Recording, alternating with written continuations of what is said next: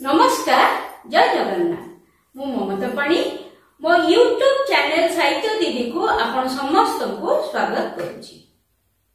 पिला माने पूर्व क्लास रे आमे दुईटी विषय अति संक्षिप्त प्रश्न उत्तर आलोचना करि सारिचंती। जो मन तो देखुछ वीडियो जो माने न देखिछ आज पर्यंत निहाती परीक्षा पूर्व सेटा टिके देखि दबो। आज मध्य जाग बंधन हरा विषयटीर अति संक्षिप्त प्रश्न उत्तर एबे आलोचना आमे करिबा। पिला माने देखो जाग बंधन हरा तार प्रथम प्रश्न होची जाग बंधन हरा कवितार कवि किए? उत्तर कवि अनंत पटनायक। 2 नंबर कवि अनंत पटनायक केउ चिंताधारार कवि थिले? उत्तर साम्यवादी चिंताधारा। 3 नंबर जाग बंधन हरा कविताटी केउ साहित्य संसदर प्रथम अधिवेशन रे गान करा जाइथिला? तार उत्तर नवयुग साहित्य संसद। 4 नंबर केउ पुस्तक पाई कवि केंद्र साहित्य एकाडेमी पुरस्कार पाइथिले? उत्तर अबांतर पुस्तक। 5 नंबर बंधन हरा केउ अर्थ को बुझाए? उत्तर शोषण युक्त श्रेणी युक्त बंधनरु मुक्त हेबाकू बुझाए। 6 नंबर प्रश्न देख जाग बंधन हरा केउ मानको उद्देश्य रे कहा जाईछि? उत्तर नवीन युगर तरुण मानक उद्देश्य रे कहा जाईछि। 7 नंबर कवि कोन छिन्न करिबाकू कहिसंती? उत्तर बंधन राजी। 8 नंबर केउ कथा लुप्त हेबा कथा कवि कहिसंती? उत्तर जाति भेद कथा। 9 नंबर काहार शंख नादरे दुखर ज्वाला प्रशमित हेब? उत्तर महामानव। कविताटी जदि तुमर मने थिबो उत्तर लिखिया को आदौ असुविधा हबो नाही। 10 नंबर देश काहा द्वारा शत खंडित होइथिबा कथा कवि कहिसंती? उत्तर जाति उपजाति। 11 नंबर बंधन हरा कोन कले क्रंदन शेष हेब? उत्तर बंधन छिन्न कले। 12 नंबर केउठारे चरण अर्पिबाकू कहा जाईछि? मरण दुआरे। 13 नंबर मरण दुआरे केउ गीत गाइबा पई कवि कहिसंती? उत्तर अमर गान। 14 नंबर बक्षर शोणित देई लक्ष्य जीवन रे कोन खेळाई देबाकू कवि कहिसंती? उत्तर आलोक धारा। 15 नंबर मानव शिररू कोन पोछि देबाकू कवि कहिसंती? अपमान। 16 नंबर तिमिर कारा चुरीबा पाई काहाकू लंघी जिबाकू कवि कहिसंती?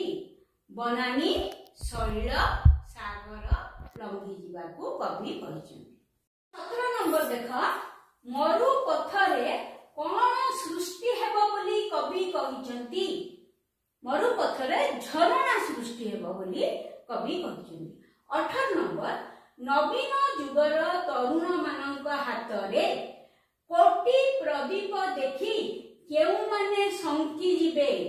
उत्तर सूर्य चंद्र तारा। 19 नंबर कवि मतरे कंटक केउ पथरे सिर टेके? उत्तर संधान पथरे।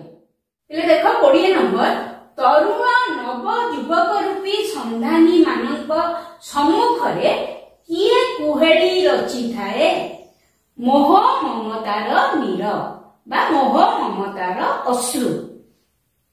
21 नंबर जाग आहे भविष्यत कवि केउ मानकू एपरी संबोधन करिसेंती उत्तर तरुण मानकु 22 नंबर चंदन कोन चूर्ण करू बोली कविता रे कुहा जायछि उत्तर पीड़ा पर्वत बा एमिति भी हेई पारे उत्तर लेखा दिबो पीड़नर पर्वत कारण तुम बहिर वर्ड सेटा 23 नंबर अर्गल शब्दटीर प्रकृत अर्थ कौन अर्गल शब्दटीर प्रकृत अर्थ बंधन जहां कह जाए जूप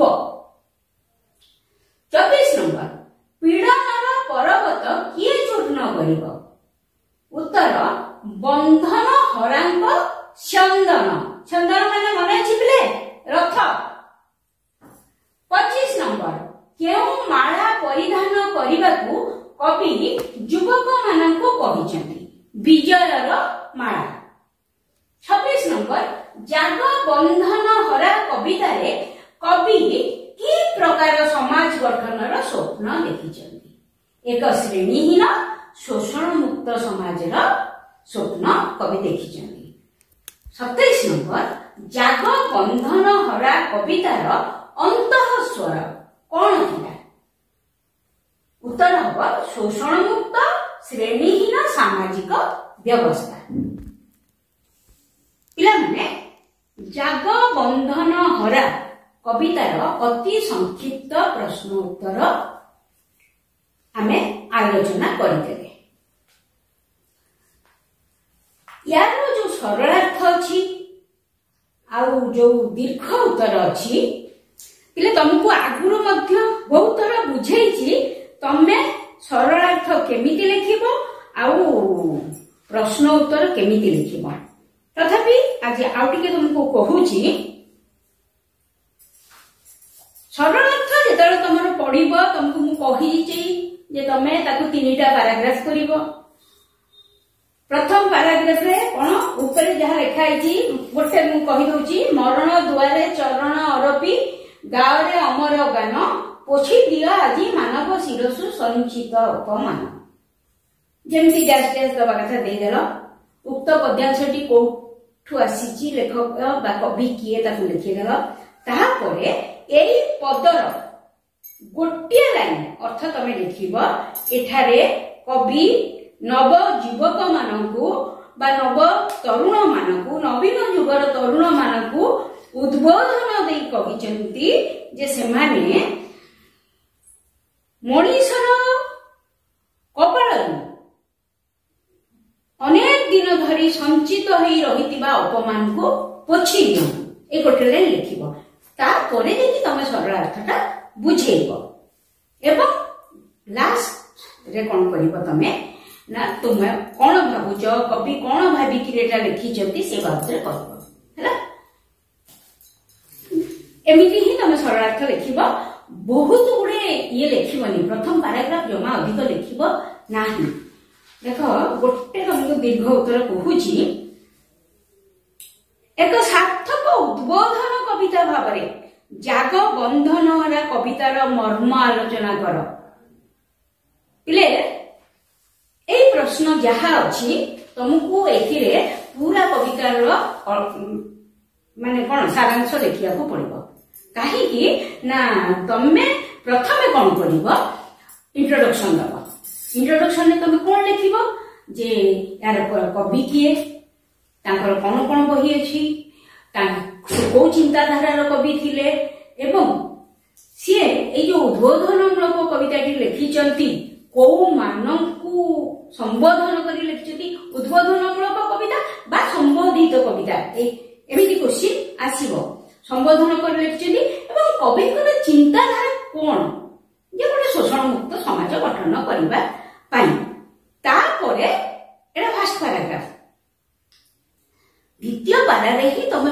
पूरा पिले मु जेतबे क्वेश्चन आंसर डिस्कशन करिथिली सेतबेले पूरा पॉइंट करिकरी तुमको कहिथिली पूरा पॉइंट वाइज तुमको कहिथिली जदी कहार किछि मने नहीं कम से कम से वीडियो को पुणी थरे देखिबो म आज तार लिंक ता तुमको देबी आउ थरे देखि देबो दीर्घ उत्तर आर सब केमिति आलोचना करा हेची आउ जदी निहाती को पिला ताहा भी करि पारुन कम जदि कविताटा मन अच्छी सारा कथाटा ही लिखिदेव इंट्रोडक्शन पर आउ किछि नाही ताहले तुमको मु एबे तार लिंकटा देई दउची प्रश्न उत्तर केमिति लिखा है तमे आलोचना करिवो सेटा गोटे प्रकार प्रश्न